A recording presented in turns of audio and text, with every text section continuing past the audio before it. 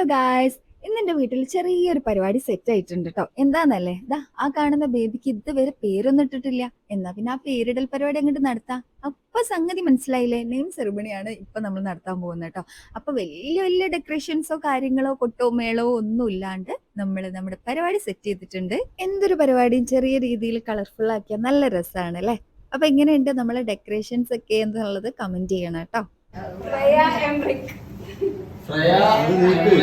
നീക്ക് നീക്ക്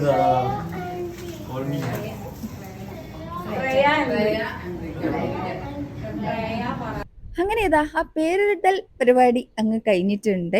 അപ്പൊ ഫ്രയ എംബ്രിക് എങ്ങനെയുണ്ട് പേര്? നിങ്ങൾക്ക് ഇഷ്ടപ്പെട്ടിട്ടുണ്ടോ? ഇഷ്ടപ്പെട്ടിട്ടുണ്ടെങ്കിൽ കമന്റ് ചെയ്യാട്ടോ.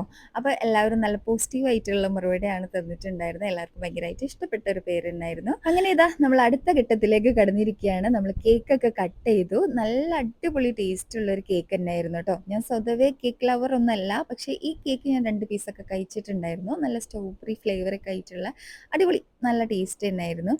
അപ്പം ഇത്രയൊക്കെ ഉള്ളൂ നമ്മുടെ ഈ ഒരു നെയിം സെറിമണി എന്ന് പറയുന്നത്. അപ്പം അടുത്ത വീഡിയോയിൽ കാണാം. ബൈ.